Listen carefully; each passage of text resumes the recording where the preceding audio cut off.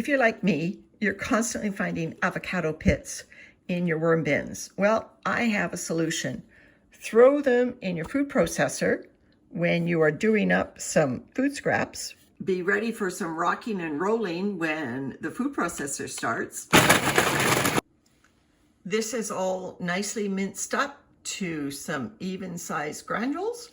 No sign of the avocado pits.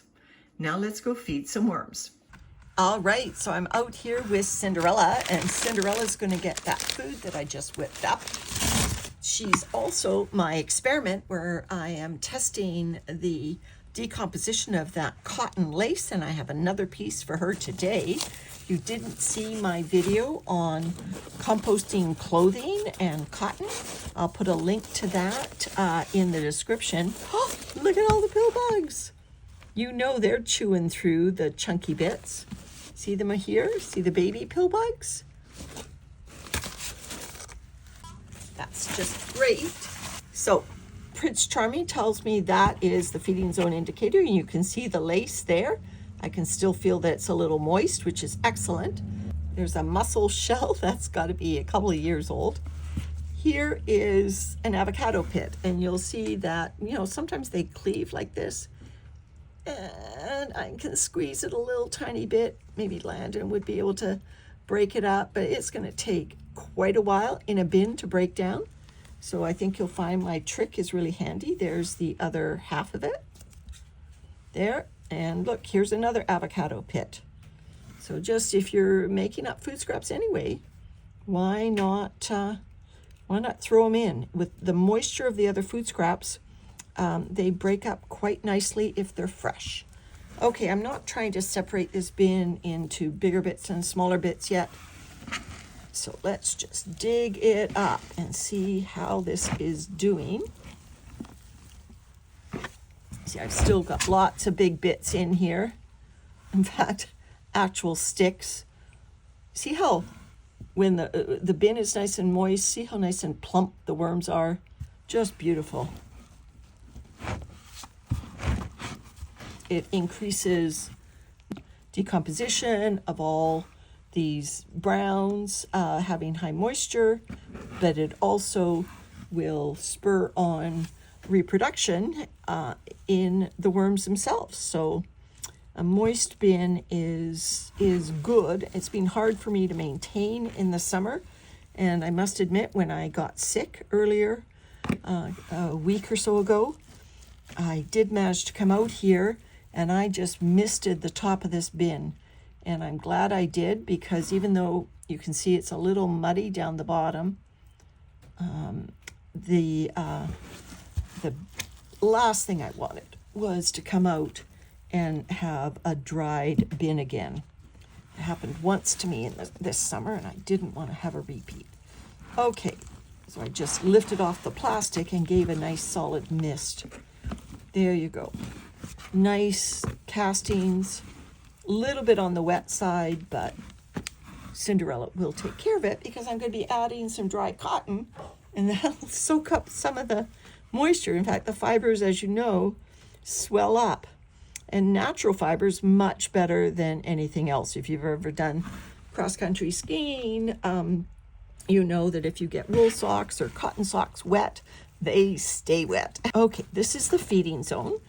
So let's turn that over and we'll see whether our lace, our lace has a much bigger hole in it. Look at that. Here's the piece of lace that I put in just 13 days ago. Now let's take a look at today. Look at that. It had a little hole in the center of it. It is gonzo. In fact, the bit that was sticking out of the bin is pretty much the most that's left. The rest of this, I'm going to bury this, and I bet it will be gone. And like I said, I'm adding another piece of cotton today. So let's just turn over the rest of the bin. Oh, do you want to see how big the cocoons are from my Arcturostrotus vancouverensis worms? Look at how big that is. Worms are huge too. They don't get quite as big when they're in captivity, but they do survive the bins. I used to try to take them all out.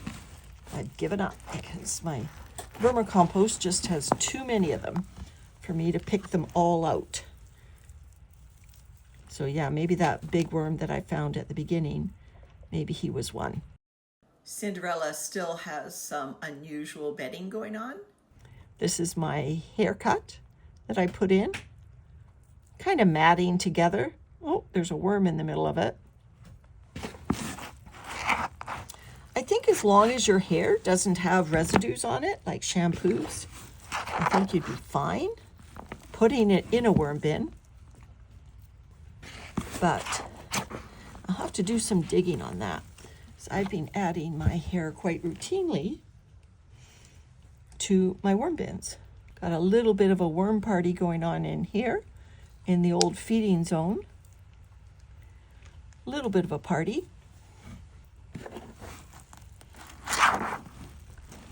Let's turn over one last bit. Still really good moisture, like I said, from me misting it down. Yep. More little worm action in there. I don't see any visible food, so I think it's okay for me to feed again today.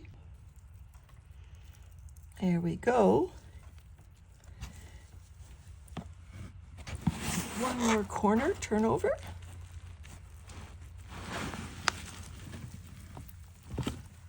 Yeah. So lots of healthy, chubby worms. So yeah, this is definitely, I think, a red wiggler. It's got the characteristic yellow tail. So he's chubby. Try to find you one of my Vancouver Island worms. This guy, no, he looks the same as a red wiggler.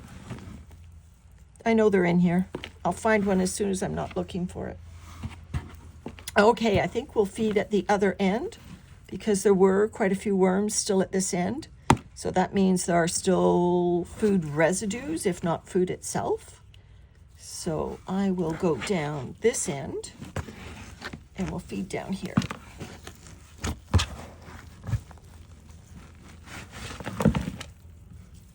Turn it over.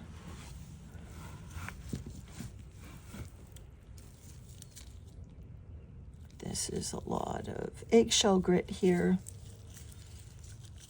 Those bigger particles of eggshell are going to take longer to degrade.